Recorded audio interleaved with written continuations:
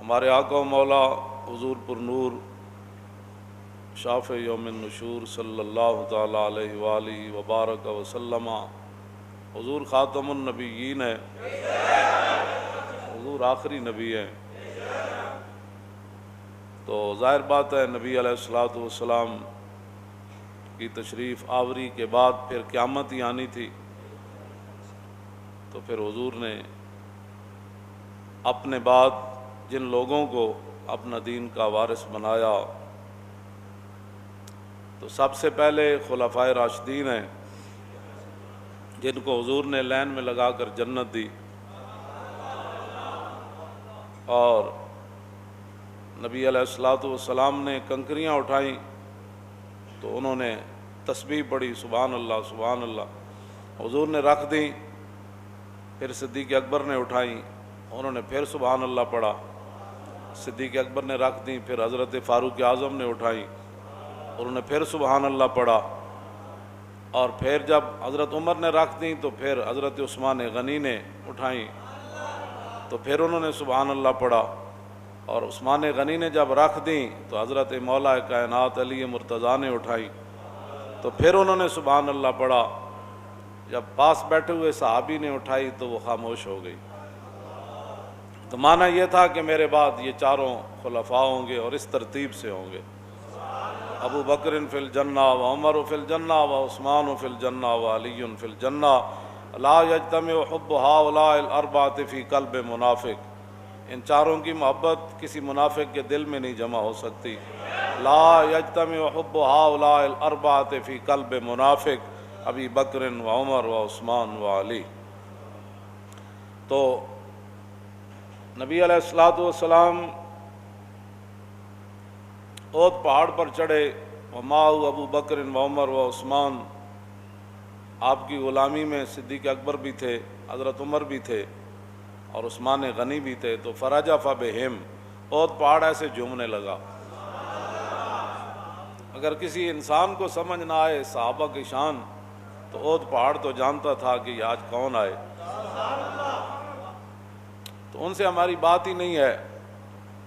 کائنات کی ہر چیز جو رسول اللہ کو جانتی ہے حضور کے غلاموں کو بھی جانتی ہے، حضور کے غلاموں کو بھی جانتی ہے، اور رسول اللہ نے جن پر محنت فرمائی جو حضور کی غلامی میں آ گئے، پھر اعلیٰ حضرت بریلوی فرماتے ہیں کہ جناب بنے گی محبہ نے چار یار کی قبر، جو اپنے سینے میں یہ چار باغ لے کے چلے، اور تیرے غلاموں کا نقش قدم ہے راہ خدا، جہاں صحابہ چلے نا وہ راہیں بھی راہ خدا ہے، تیرے غلاموں کا نقش قدم ہے راہ خدا، وہ کیا بیک سکے جو یہ سراغ لے کے چلے۔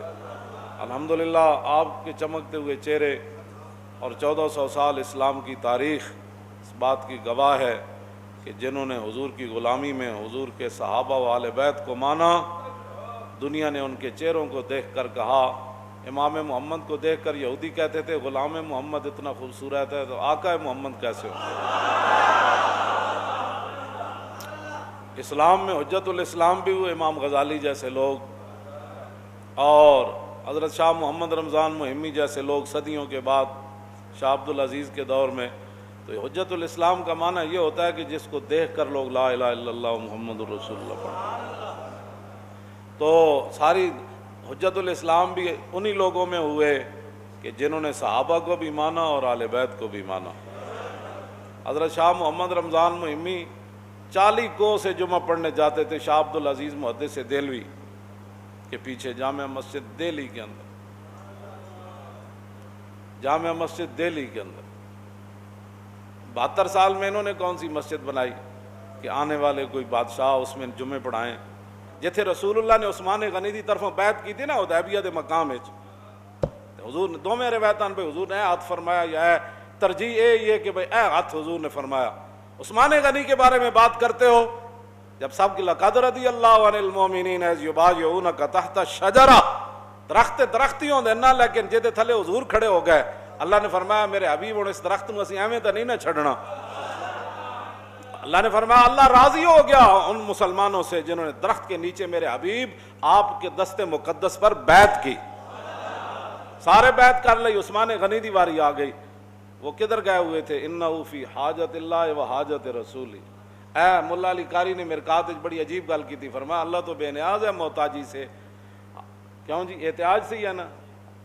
تو فرمایا جب عثمان غنی کی باری آئی تو حضور نے فرمایا عثمان اللہ کا کام کیا ہوا ہے اور رسول اللہ کا کام کیا ہوا ہے. اللہ تو علوًا کبیرہ، اللہ تو کی شان تو بے نیاز ہے. واللہ الذی لا الہ الا وہ تو بے نیاز ہے، وہ تو ان چیزوں کا نہیں. تو پھر بنا کیا بنا؟ فرمایا رسول اللہ کا کام یہ اللہ ہی کا کام ہے. ہاں انہیں دو گلا نہیں، بخدا خدا کا یہی ہے در. حضور نے فرمایا کہ عثمان انہو فی حاجت اللہ و حاجت رسولی. میں حقیقتاً دا ترجمہ سوچتا رہا، میں نے نہیں آیا. اتنا حساس ترجمہ ہے. پھر اتنا ہی میں ترجمہ کیتا بھئی اللہ دا کام گئے سن تے حضور دا کام گئے سن. ایتھے کرے نہ کوئی ترجمہ فی حاجت اللہ و حاجت رسولی، کرے کوئی ترجمہ. آج لوگ باتیں کرتے ہیں اسلام کے بارے میں. حضور نے ہاتھ چک کے فرمایا یہ عثمان کی طرف سے میں بیعت کر رہا ہوں.